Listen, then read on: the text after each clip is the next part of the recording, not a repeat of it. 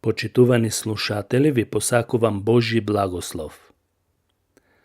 Денешнава тема гласи како да имаме добро заедништво со Бог. За да има секој од нас добро заедништво со Бог, треба прво да разбереме што е лошо. Веднаш ќе дадам одговор дека лошото е всушност гревот. Библијата вели: нема кој да прави добро, нема ниту еден. Псалм 14:3 стих. Човечкиот род се побуни против Бог и се расипа. Се расипа во своите мисли и своите патишта.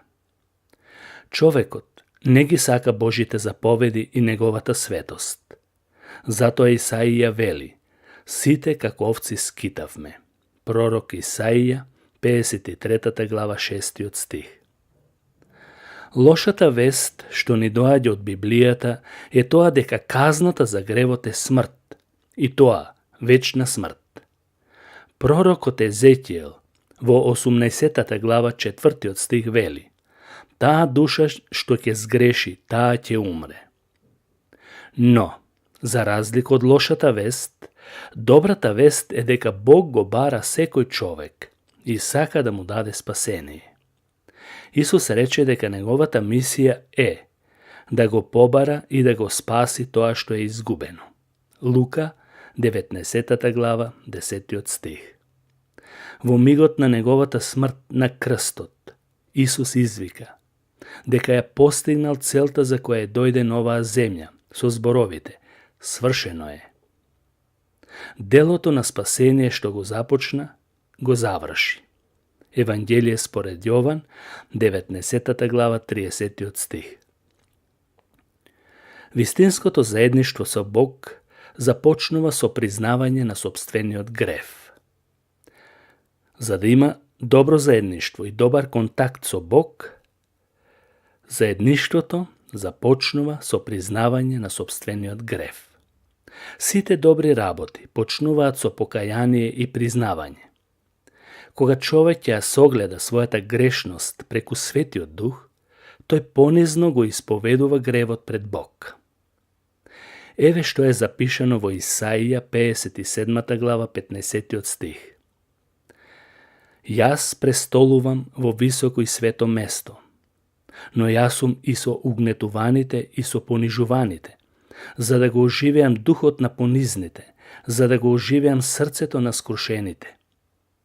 Да, Бог сака да ги оживотвори и да ги спаси сите оние кои му се доближуваат и бараат излез од своите гревови. Но сепак, треба да се истакне дека гревот не е само признавање, туку треба целосно да се напушти од страна на оној кој признава дека е грешник. Преку признавањето и напуштањето на гревот преку вера се стекнува спасение, и тоа вечно спасение. Апостол Павле во Римјаните 10 глава 10 стих запишал: зашто со срцето се верува за праведност, а со устата се исповедува за спасение. Ваквото покаяние и признавање на својата грешност треба да биде пропратено со вера, и тоа со таква вера која верува дека Исус е жртвеното јагне кое умре за нашите гревови и воскресна за наше оправдание. Со ова дело се потврдува дека тој е нашиот спасител. Во Римјаните апостол Павле, 10 глава 9 стих запишал: зашто ако со устата исповедаш дека Исус е Господ и ако во твоето срце поверуваш дека Бог го воскресна од мртвите, ќе бидеш спасен. Освен овој стих, и на многу други места во Библијата се потенцира дека верата е клучна за да ни бидат простени гревовите и да имаме вистинско заедништво со Бог. Во Евангелието според Јован, 20 глава 27 стих, Исус дава убав пример со Тома и вели: потоа му рече на Тома: испружи го твојот прст ваму и види и моите раце, и испружи ја твојата рака и стави ја во моите ребра, и не биди неверен, туку верен.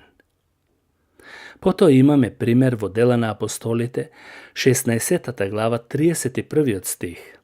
Тие пак рекоа: верувај во Господ Исус и ќе се спасиш ти и целиот твој дом.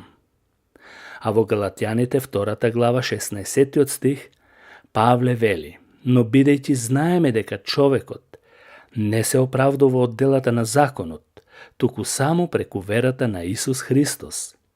И ние поверувавме во Христос Исус, за да се оправдаме од верата во Христос, а не од делата на законот, зашто од делата на законот нема да се оправда ниту еден човек.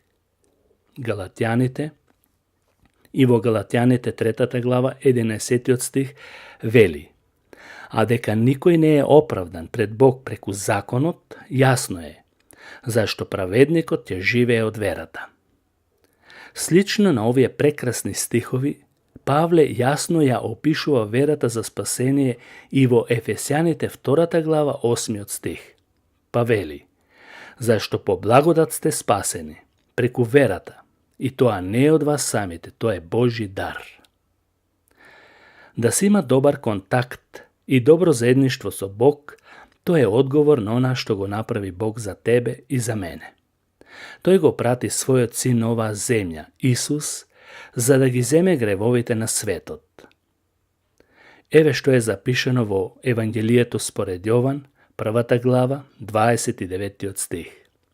Утреден Јован го виде Исус како доаѓа при него и рече: еве го Божјото јагне, која ги зема гревовите на светот. Бог дава ветување. Секој што ќе го повика Господовото име ќе се спаси. Дела на апостолите, 2 глава, 21 стих. Споредбата, например, со изгубениот син е прекрасна илустрација за покаяние и опростување на гревовите. Младиот син не сакаше да биде под тортурата на својот татко. Тоа не беше вистинска тортура, туку синот сакаше да живее независно од наредбите на својот татко. Сакаше да ја искуси слободата без да му се наредува. Затоа отиде во далечна земја, како што се вели, каде што пиле не пее. Таму живееше слободен живот без ничија команда.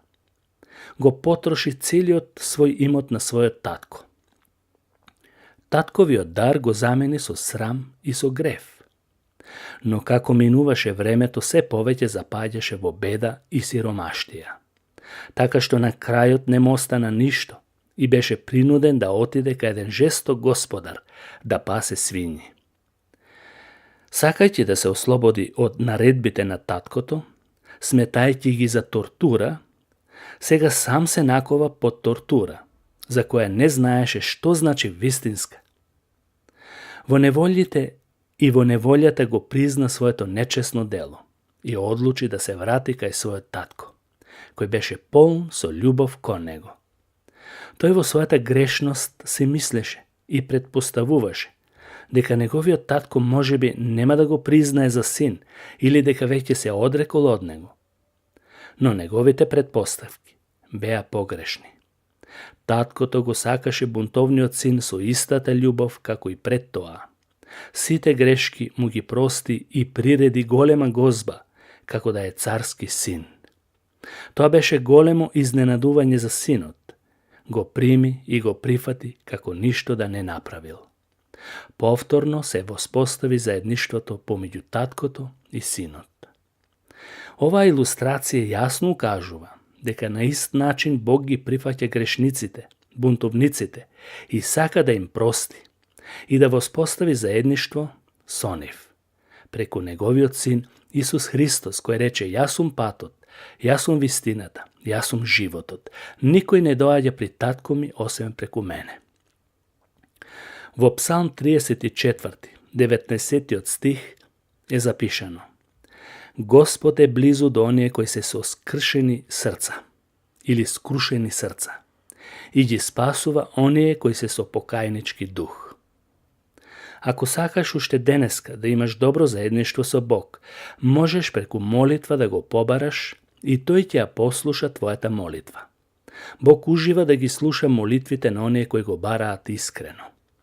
Може би точно не знаеш да ја формулираш молитвата, но тоа не е најважно. Важно е само да бидеш искрен и да му кажеш дека си грешник кој бара опростување. Од прилика вака помоли се: Господе, знам дека грешев пред Тебе и заслужувам казна, но знам дека Ти умре за мене и сакаш да ми ги простиш сите гревови, верувајќи во Твојот Син Исус Христос. Од денеска ги напуштам сите гревови и се надевам на Твоето спасение. Ти благодарам за Твојата преголема милост и опростување. Ти благодарам што ми подаруваш вечен живот во името на Исус Христос. Амин. Бог да ве благослови, почитувани слушатели.